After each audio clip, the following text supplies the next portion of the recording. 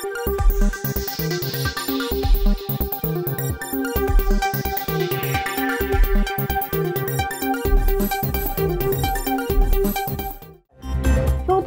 শিরোনাম। এক যুগ পূর্ণ হলো সাভারের রানা প্লাজা ধসে। নারায়ণগঞ্জ রূপগঞ্জে নিখোঁজ এসএসসি পরীক্ষার্থীর মরদেহ উদ্ধার করেছেন স্থানীয়রা। রাজশাহীতে তীব্র গরমে পথচারীদের পাশে দাঁড়ালেন মহানগর বিএনপির নেতাকর্মীরা। ষড়যন্ত্র, মিথ্যা ও হয়রানিমূলক মামলার দাবিতে মানববন্ধন। স্নাতক ডিগ্রি সমমান দাবিতে হবিগঞ্জের নার্স মিডওয়াইফদের মানববন্ধন। হবিগঞ্জের সীমান্তে বিজিবির অভিযান, 1,32,00,000 টাকার মাদক ভারতীয় পণ্য জব্দ করেছে। এবারে থাকছে বিস্তারিত। এক যুগ পূর্ণ হলো সাভারের রানা প্লাজা ধসের একটি বড় ধরনের ট্র্যাজেডি। ঢাকা সাভার প্রতিনিধি মাইনুল ইসলাম আইটিভি বাংলাকে জানিয়েছেন, ভয়াবহ সেই 25 এপ্রিল দেশের ইতিহাসে সাভারের রানা প্লাজা ধস একটি বড় ধরনের ট্র্যাজেডি। এই ঘটনা দেশের গণ্ডি পেরিয়ে নাড়া দিয়েছিল বিশ্বকেও। 2013 সালের 24 এপ্রিল 8তলা ভবনের ধ্বংসস্তূপে চাপা পড়ে প্রাণ হারায় 1136 জন শ্রমিক। আহত ও পঙ্গু হন প্রায় 2000 জন।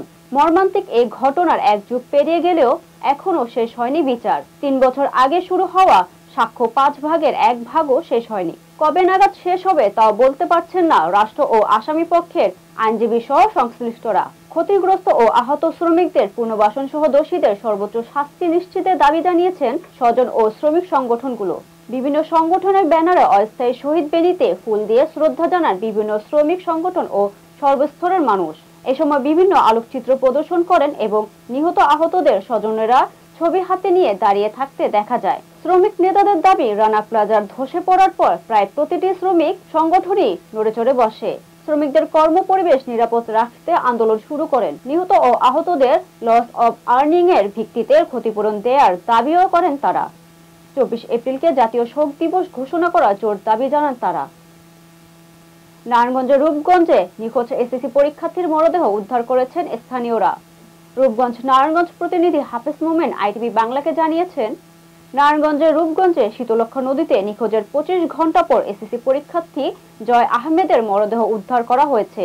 বৃহস্পতিবার 24 এপ্রিল দুপুর 2টার দিকে চনপাড়া পুনর্বাসন কেন্দ্র সংলগ্ন নদী থেকে স্থানীয়রা তার মরদেহ উদ্ধার করে। বুধবার দুপুর 12:30টার দিকে সরকারি মুরাপাড়া পাইলট উচ্চ বিদ্যালয় কেন্দ্রে পরীক্ষা শেষে ট্রলার যোগে বাড়ি ফেরার সময় সহপাঠীদের সঙ্গে চলন্ত ট্রলার থেকে নদীতে গোসল করতে ঝাঁপ দেন জয় আহমেদ সহ আরো 7 জন। অন্যরা নদীর তীরে উঠতে পারলেও নিখোঁজ ছিল জয়। নিহত জয় আহমেদ চনপাড়া পুনর্বাসন কেন্দ্রের 6 নম্বর ওয়ার্ডের বাস চালক মারুফের ছেলে। রূপগঞ্জ থানার ওসি লিয়াকত আলী জানান, ওই দিন 38 জন পরীক্ষার্থী শিক্ষকদের সঙ্গে ট্রলারে করে বাড়ি ফিরছিলেন। চনপাড়া এলাকায় পৌঁছালে শিক্ষকদের নিষেধ থাকা সত্ত্বেও কয়েকজন নদীতে নেমে গোসল করেন। জয় নিখোঁজ থাকার পরদিন নদীতে তার মরদেহ পাওয়া যায়। রাজশাহীতে তীব্র গরমে পথচারীর পাশে দাঁড়ালেন মহানগর বিএনপি নেতাকর্মীরা।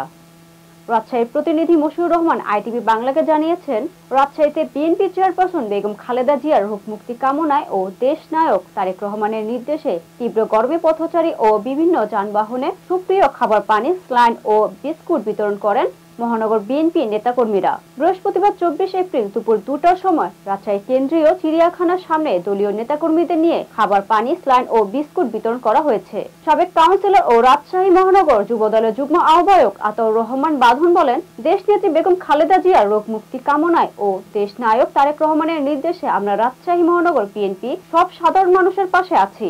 আপনারা জানেন, রাজশাহীতে হঠাৎ তীব্র গরম পড়েছে। যারা দিনমজুর রিক্সা চালিয়ে জীবনযাপন করছে তাদের এই গরমে একটু স্বস্তি ফিরিয়ে আনার জন্য আমাদের এই আয়োজন ছিল, আগামীতেও থাকবে। এই সময় উপস্থিত ছিলেন সাবেক কাউন্সিলর ও রাজশাহী মহানগর যুবদলের যুগ্ম আহ্বায়ক আতাউর রহমান বাঁধন, রাজশাহী জেলা যুবদলের সাবেক সহসভাপতি মোস্তাক, রাজপাড়া থানা বিএনপির সাবেক সাংগঠনিক সম্পাদক আজিজুল হক ভুইয়া সহ মহানগর বিএনপির নেতাকর্মীরা। ষড়যন্ত্র, মিথ্যা ও হয়রানিমূলক মামলার দাবিতে মানববন্ধন। রংপুর প্রতিনিধি জিয়াউল ইসলাম জিয়াম আইটিভি বাংলাকে জানিয়েছেন, আওয়ামী নেতা কর্তৃক রংপুর মোমিনপুরে অগ্নিসংযোগ সহ একাধিক অভিযোগ এনে সদর উপজেলা মৎস্যজীবী দলের সদস্য সচিব বাউল হৃদয় মিয়া, বাংলাদেশ জাতীয়তাবাদী দল মোমিনপুর ইউনিয়ন 4 নং ওয়ার্ডের সাবেক সহ সম্পাদক জাকারিয়া ইসলাম, শাহিন মিয়া, আব্দুল রাজাক মিয়া, মুকুল মিয়া ও আপেল মিয়ার বিরুদ্ধে ষড়যন্ত্র ও হয়রানিমূলক মামলার প্রতিবাদে মোমিনপুর ইউনিয়ন বিএনপি অঙ্গ সহযোগী সংগঠক ও সর্বস্তরের জনগণ মমিনপুর মিলবাজার চত্বরে বিশাল মানববন্ধন করেন। বক্তব্য রাখেন বাংলাদেশ জাতীয়তাবাদ দল সদর উপজেলার শাখার যুগ্ম আহ্বায়ক আমজাদ হোসেন, যুগ্ম আহ্বায়ক সদর উপজেলা আব্দুল আজিজ খোকা, যুবদল ১ নং মমিনপুর ইউনিয়নের সাবেক সভাপতি মুকসুদুল হক। বক্তারা সুষ্ঠু তদন্ত সাপেক্ষে আইনে না দেওয়ার জন্য সংশ্লিষ্ট কর্তৃপক্ষের নিকট দাবি জানান। স্নাতক ডিগ্রি সমমান দাবিতে হবিগঞ্জ নার্স মিডওয়াইফারিদের মানববন্ধন। হবিগঞ্জ প্রতিনিধি একে কাউসার আইটিভি বাংলাকে জানিয়েছেন, diploma in nursing science and midwifery এবং ডিপ্লোমা ইন মিডওয়াইফারি কোর্সকে স্নাতক সমমান ডিগ্রি পাস কোর্স করার দাবিতে মানববন্ধন ও প্রতিবাদ সমাবেশ পালন করেছে Bangladesh students nurses union BDSNU Habiganj জেলা শাখার ডিপ্লোমা ইন নার্সিং ও ডিপ্লোমা ইন মিডওয়াইফারি শিক্ষার্থীরা। বৃহস্পতিবার 24 এপ্রিল দুপুরে হবিগঞ্জ শহরের নার্সিং কলেজ এলাকায় এই কর্মসূচি পালন করেন। আন্দোলনকারীরা বলেন, এইচএসসি পাশের পর তারা diploma in nursing science and midwifery এবং ডিপ্লোমা ইন মিডওয়াইফারি কোর্স সম্পূর্ণ করে। এরপর আরো 6 মাস ইন্টার্নশিপ করার পরেও তাদের চাকরির ক্ষেত্রে এইচএসসি সমমানের মূল্যায়ন করা হয়, যা তাদের প্রতি বৈষম্যের শামিল। তাই diploma in nursing science and midwifery এবং diploma in midwifery course degree সমমানের করার দাবি জানান। তাদের দাবি আদায় না হলে কঠোর কর্মসূচির হুঁশিয়ারি দেন। হবিগঞ্জের সীমান্তে বিজিবির অভিযান 1,32,00,000 টাকার মাদক ভারতীয় পণ্য জব্দ করেছে। হবিগঞ্জ প্রতিনিধি একে কাউসার আইটিভি বাংলাকে জানিয়েছেন, হবিগঞ্জ জেলা চুনারুঘাট সহ সীমান্তে হবিগঞ্জ 55 বিজিবি 12 ঘন্টায় চিরুনি অভিযানে 1,32,00,000 টাকার ভারতীয় বিভিন্ন প্রকার পণ্য এবং মাদকদ্রব্য জব্দ করেছে। সীমান্তের বিভিন্ন স্থানে বিজিবির টহল দলের অভিযানে মালিকবিহীন অবস্থায় 1,31,88,020 টাকার মূল্য মানের ভারতীয় বিভিন্ন প্রকার পণ্য সামগ্রী, ভিটামিন ঔষধ, মাদকদ্রব্য, মদ ও বাংলাদেশি মশার কয়েল এবং একটি ট্রাক আটক করতে সক্ষম হয়।